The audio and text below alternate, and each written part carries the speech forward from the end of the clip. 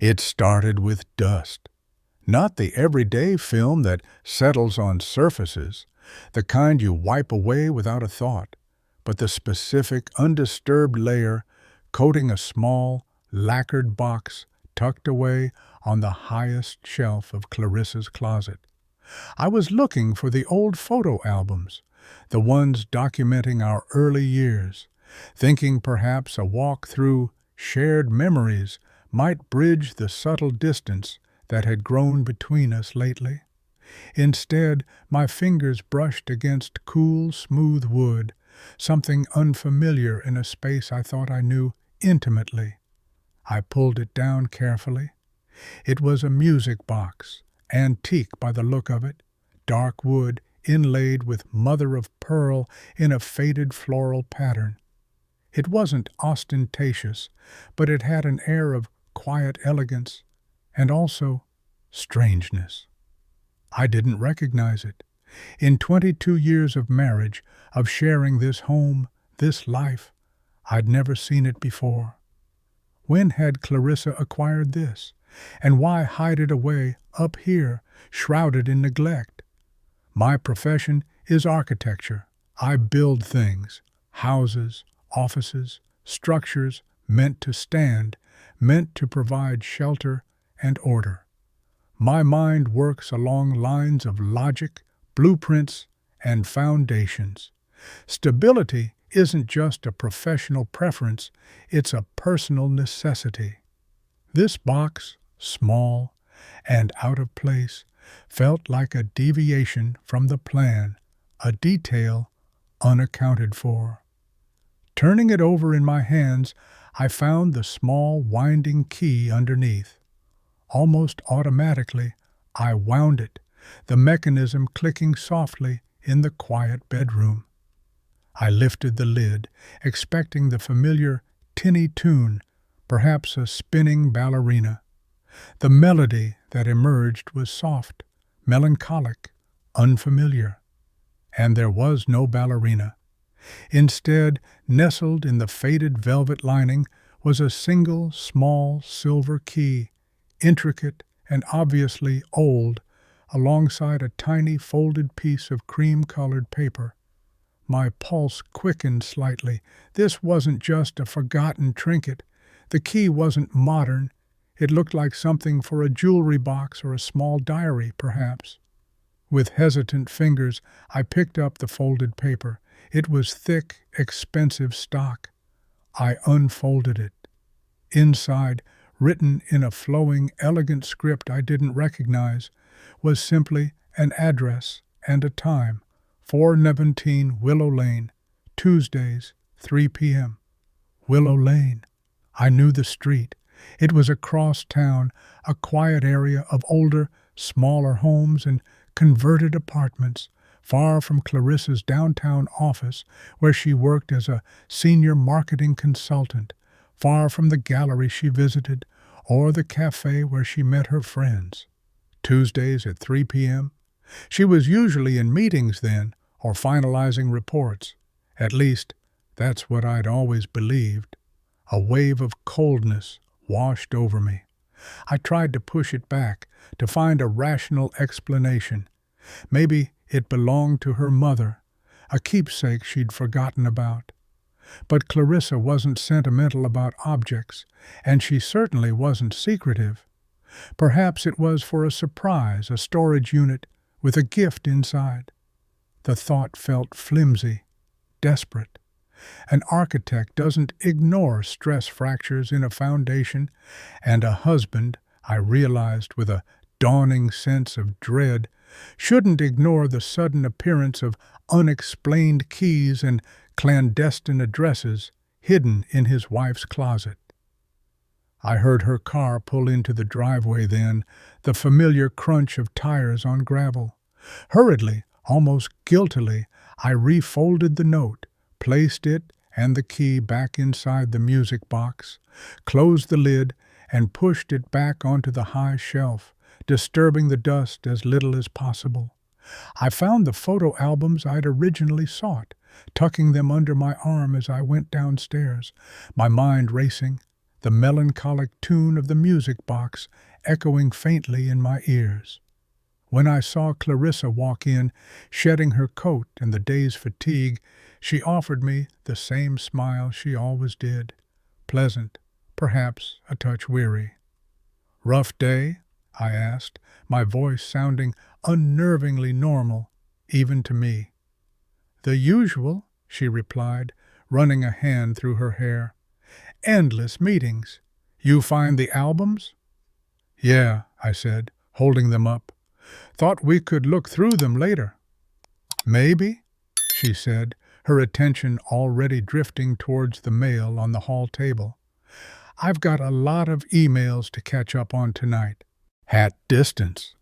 I'd been attributing it to her demanding job, the long hours she'd been putting in over the past year.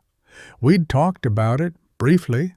She'd assured me it was just a temporary project, a big push before a major product launch. I'd accepted it, wanting to be supportive, burying my own feelings of neglect.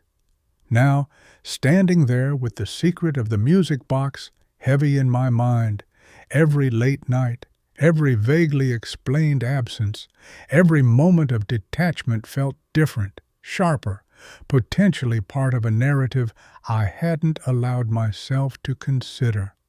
The address, 417 Willow Lane, felt like a physical weight in my chest. Tuesdays, 3 p.m. It was Monday evening. Tomorrow was Tuesday. The thought sent a tremor through me, a chilling premonition of discovering something I wasn't sure I could bear to know. The foundation felt unsteady beneath my feet. That night was endless. Sleep offered no refuge, only fragmented dreams where familiar rooms warped into unrecognizable shapes, and the haunting melody from the music box played on a loop. Every creak of the house sounded amplified. Every shadow seemed to hold a hidden meaning. Beside me, Clarissa slept soundly, or at least appeared to. Her breathing was even, her face relaxed in the dim moonlight, filtering through the blinds. Looking at her profile, the curve of her cheek, the faint lines around her eyes I knew so well, a war raged within me. 22 years, shared laughter, quiet sorrows, raising our children, building this life brick by brick. Was it all a facade?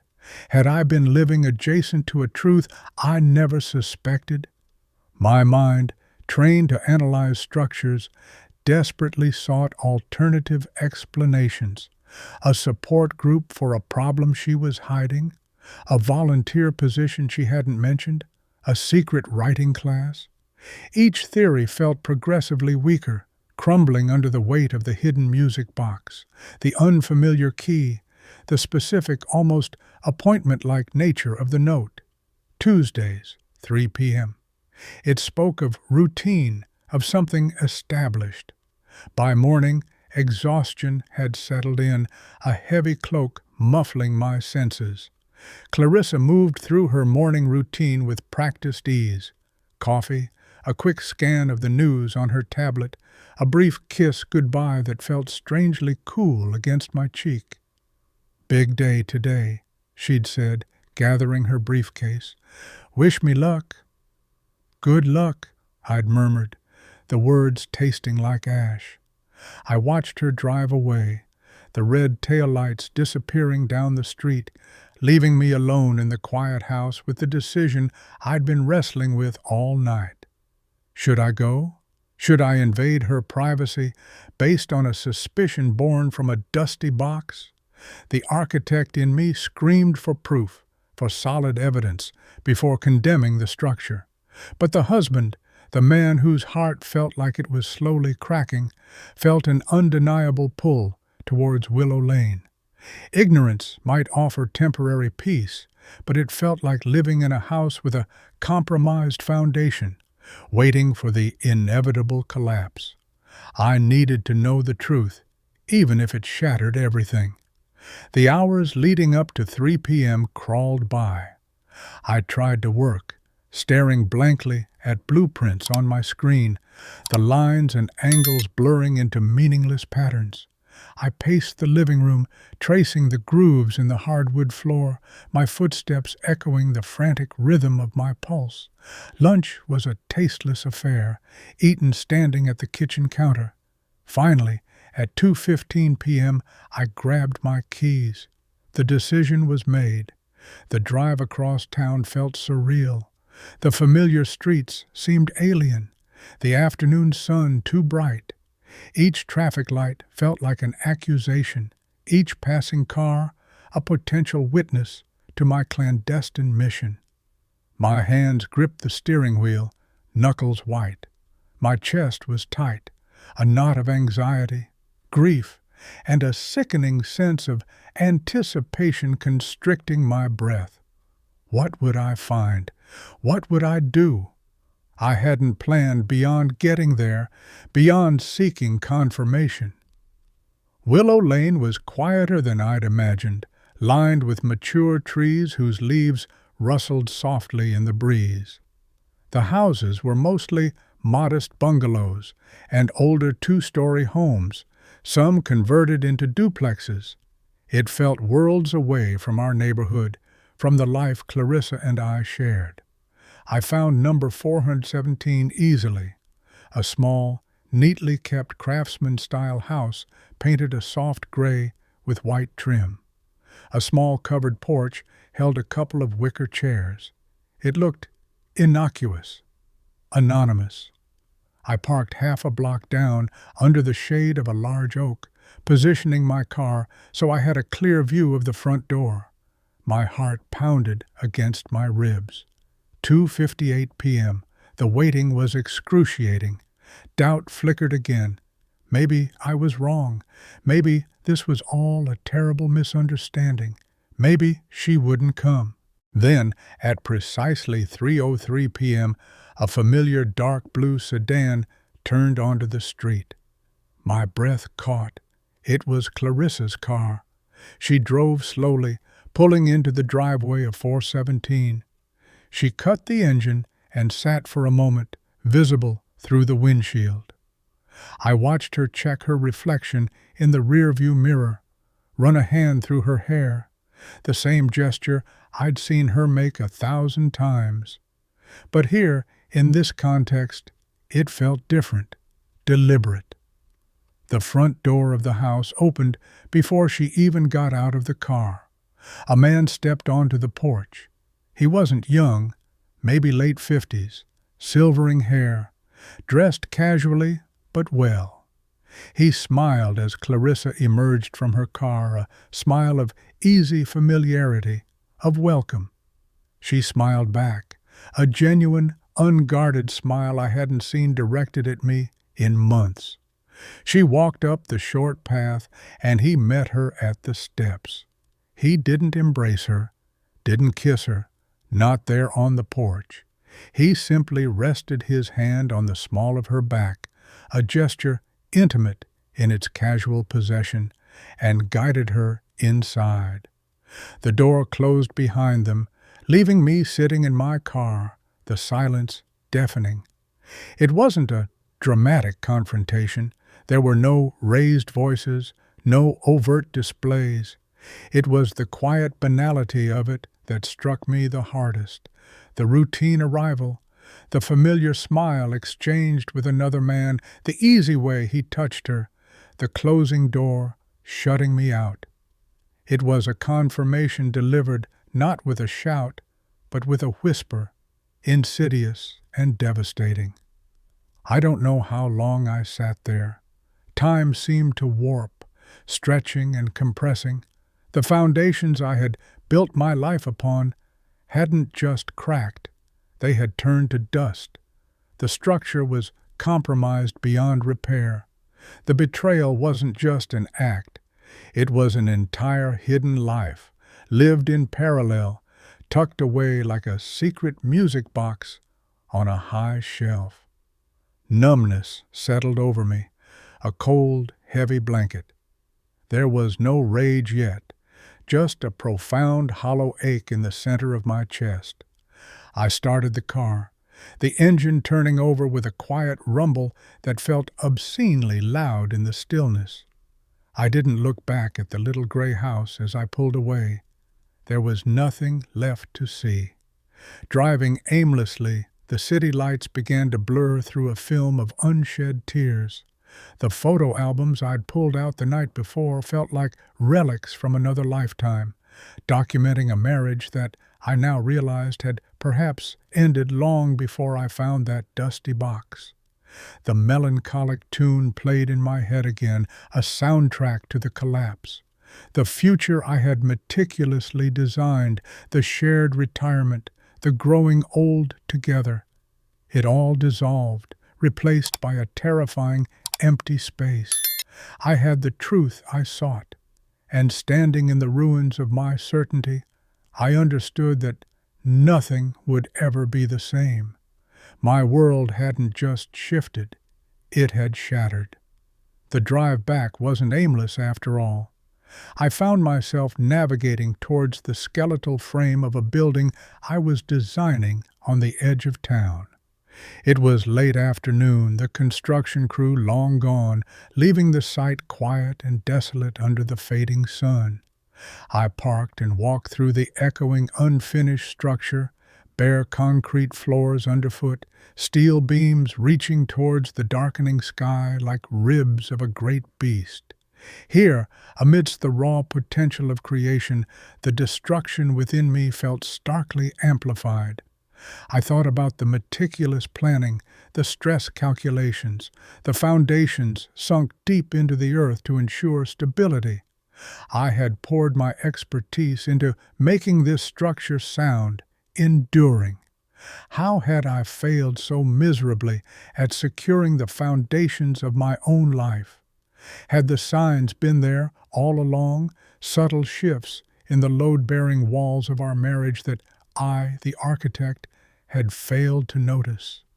The increasing late nights weren't just about work, they were about him. The emotional distance wasn't just stress, it was detachment, a pulling away towards another shore.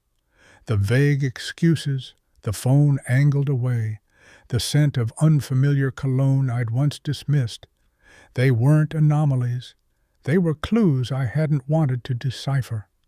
Hindsight is a cruel lens, illuminating the cracks you swore weren't there. Anger began to bubble beneath the surface of the numbness, a slow, hot burn. Anger at Clarissa, for the deceit, for the betrayal of 22 years of shared history. Anger at the man on the porch, whose casual touch felt like a violation. And anger at myself, for my blindness, for my willingness to accept plausible deniability, for perhaps not fighting hard enough to bridge the distance when it first appeared. Had I made it easy for her to stray? The thought was corrosive, self-blame mingling with the burn of betrayal. I stayed there for hours, watching the stars prick the velvet canvas of the night sky through the empty window frames. The silence wasn't peaceful. It was heavy, filled with unspoken words and shattered assumptions. Eventually, cold seeped into my bones, matching the chill in my soul. It was time to go home, back to the house that no longer felt like one. The lights were on when I arrived. Clarissa was in the kitchen, humming softly as she unloaded the dishwasher, the picture of domestic normalcy. Seeing her like that, after what I had witnessed just hours before, felt like stepping into a parallel universe. My carefully constructed composure threatened to crack. "You're late," she said, turning, a mild, questioning look on her face. "Everything okay?" I leaned against the doorframe, studying her. The familiar face, the way she tucked a stray strand of hair behind her ear. How could she stand there, humming, as if nothing was wrong, as if she hadn't just spent the afternoon in another man's house? The duality was staggering. "I went out to the construction site," I replied, my voice carefully neutral. "Lost track of time." "Ah," she nodded, turning back to the dishwasher. "How's it coming along?" "It's progressing." The conversation felt absurd, like discussing paint swatches while the house burns down around you. I needed to say something, needed to break the unbearable tension of this charade, but the words caught in my throat. Confrontation felt insufficient. What could she possibly say? An apology? An explanation? Would any of it change the image burned into my mind? The closing door of 417 Willow Lane? We ate dinner in near silence. The usual small talk felt impossible. Every mundane question, "How was your day?" felt loaded, treacherous. I watched her across the table, picking at her food, occasionally checking her phone beneath the table line. Was she texting him? Arranging the next Tuesday? The music box key felt like a lead weight in my pocket, even though it was miles away, tucked back in its dusty hiding place. After dinner, she retreated to her study, claiming more work emails. I found myself standing before the fireplace, staring at the rows of framed photos on the mantelpiece. Us on our wedding day, young and beaming, holding our newborn children, family vacations, holidays, milestones, a life built together, documented in silver frames. It felt like looking at an exhibition of someone else's happiness. I knew I couldn't continue like this, living side by side with this lie, this ghost inhabiting our home. The silence was more corrosive than any argument. The lack of confrontation wasn't strength, it was paralysis. Later, as we prepared for bed, the silence stretched thin and brittle between us. She avoided my eyes, busying herself with her nightly routine. I stood by the window, looking out at the dark garden. "Clarissa," I said, my voice quiet but firm, breaking the stillness. She paused, her hand halfway to switching off her bedside lamp. "Yes?" I turned to face her. The anger had subsided, replaced by a profound, weary sadness. "I know about Willow Lane." The reaction was instantaneous and undeniable. The color drained from her face. Her eyes widened, a flicker of panic crossing her features before being quickly masked by confusion, a defense mechanism I now recognized. "Willow Lane? What are you talking about?" 417 Willow Lane, I stated, keeping my voice level. "Tuesdays, 3 p.m. She sank onto the edge of the bed, her carefully constructed composure crumbling. Her hands trembled slightly as she clasped them in her lap. She didn't try to deny it further, didn't offer excuses. She simply looked down, the silence confirming everything. "How?" she whispered, her voice barely audible. "It doesn't matter how," I said. "It just is." Tears welled in her eyes, spilling silently down her cheeks. "David, I'm so sorry." Sorry. The word felt inadequate, a tiny bandage on a gaping wound. I didn't respond immediately, just absorbed the sight of her, the woman I had loved for more than half my life, finally stripped bare of her secrets. There was no satisfaction in it, only a deep, echoing sorrow. "Why?" I finally asked, the question hanging heavy in the air. She shook her head, tears flowing freely now. "It's complicated. I was lonely. You were always working, traveling."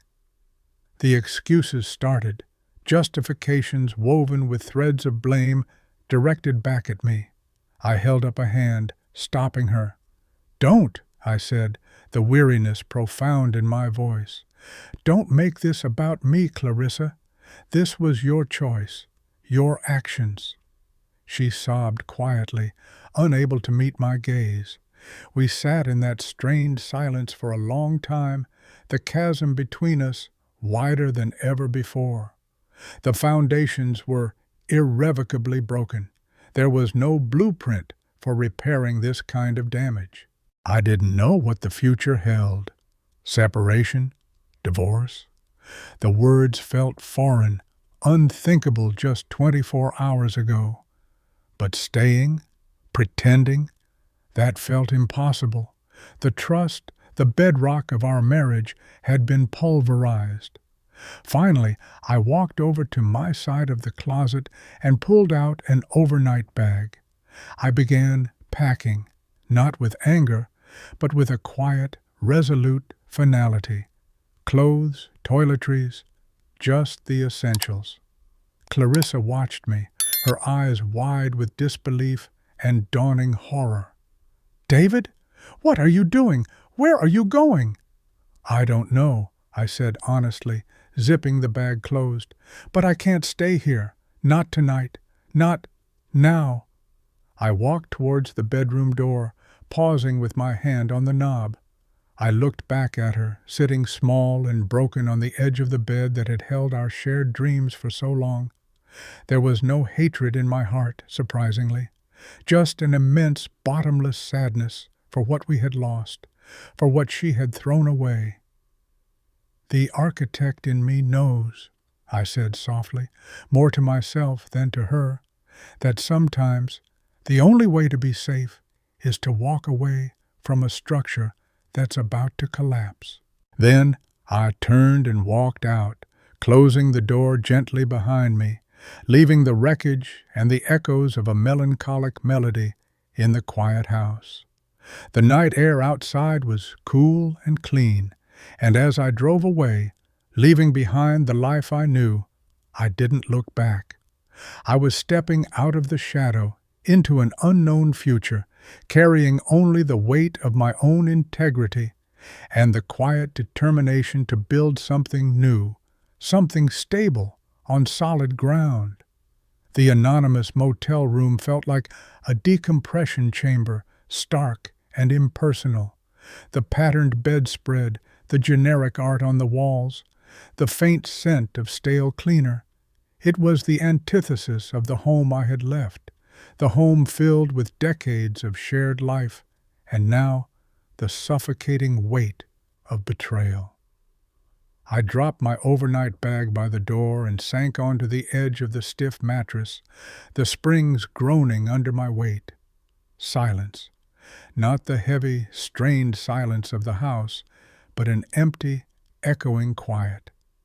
It pressed in on me, forcing confrontation with the enormity of what had just happened. I had walked away.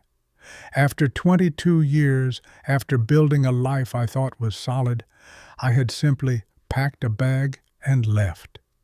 There had been no shouting match, no dramatic ultimatum, just a quiet statement of fact and a departure. My phone remained dark on the nightstand.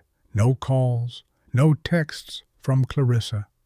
Perhaps she was paralyzed by shock, or perhaps relieved that the confrontation was over, the secret finally out in the open. Or maybe, devastatingly, she simply didn't know what to say, because nothing could bridge the chasm she had created. I didn't feel the burning rage I might have expected. Instead, a profound sense of loss washed over me, cold and vast, like a winter sea. It wasn't just the loss of Clarissa, the woman I thought I knew, but the loss of the shared past, now irrevocably tainted. Every memory, every anniversary, every quiet moment we'd shared felt like a potential lie, viewed through the distorting lens of her hidden life on Willow Lane. The foundation hadn't just cracked. It felt like it had never been truly solid, built partially on deceit. I thought about the music box, its melancholic tune, a fitting requiem for our marriage. Had it belonged to him? A gift? A place to keep the key to their secret world? The details felt less important now than the fundamental breach of trust they represented. Staring at the textured ceiling of the motel room, I knew this wasn't just a temporary escape. It was the beginning of an unbuilding. Taking apart a life piece by piece is a far more painful process than construction.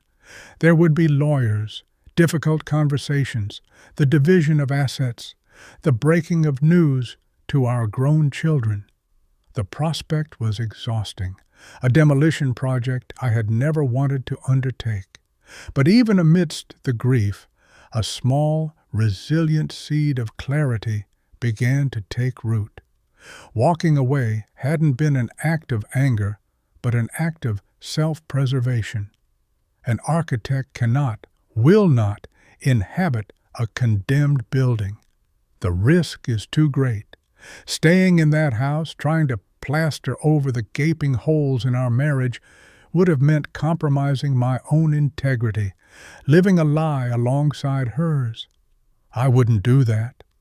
My life, like the buildings I designed, needed to stand on a foundation of truth, even if that meant standing alone for a while, amidst the rubble, figuring out how to clear the site and design something new.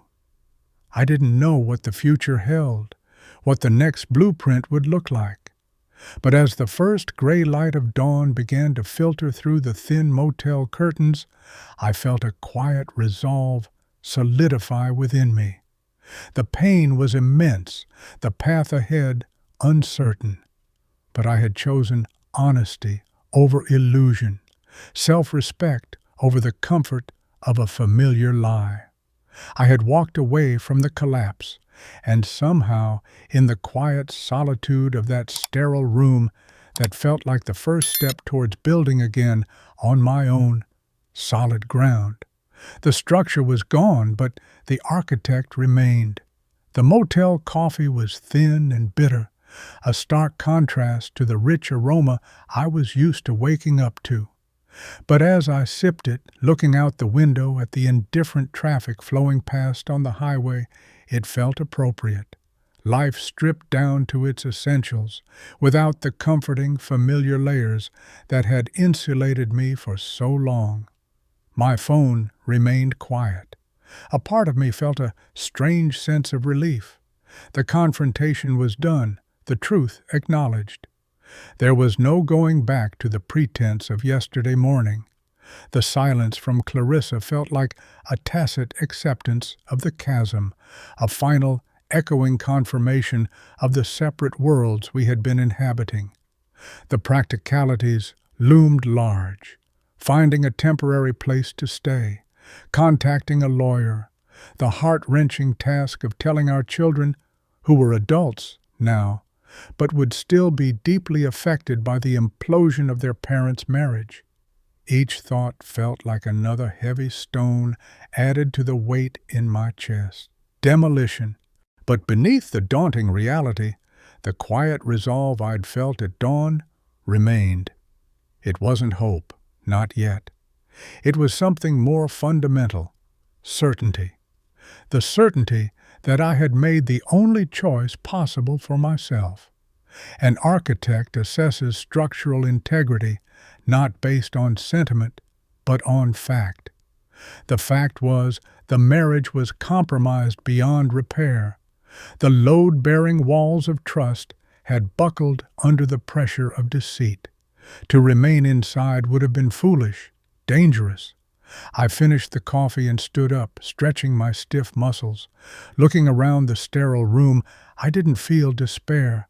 I felt clear, like after a storm has passed, leaving devastation in its wake, but also washing the air clean. The grief was real, a deep ache that would likely linger for a long time. The uncertainty of the future was undeniable. But the suffocating weight of suspicion, the gnawing unease of living with an unspoken truth, that was gone. I picked up my phone.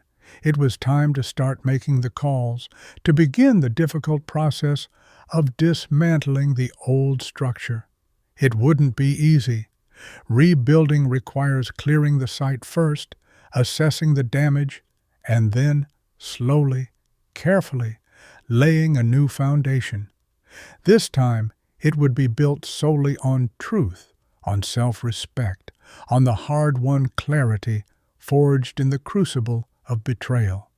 I didn't know what the new design would look like, what shape my life would take. But as I walked out of the motel room and into the bright morning sun, I knew one thing for sure. The ground beneath my feet, though perhaps uneven for now, was solid. And the architect was ready, albeit bruised, to start drawing the plans. The first call was to a lawyer specializing in family matters, his voice calm and professional, outlining the initial steps with a dispassionate clarity that felt both jarring and necessary. The next calls, the ones to my son and daughter, would be infinitely harder, fractures extending beyond the primary structure of my marriage into the lives we built around it. That pain lay ahead, a necessary part of the demolition. But walking back to my car after securing a short-term rental apartment, a clean, sparse place to serve as a base camp for this unbuilding process, I didn't feel overwhelmed. The deep ache of loss hadn't vanished, but it was accompanied by a sense of agency. I hadn't felt trapped in the silent uncertainty of my marriage. I had faced the truth.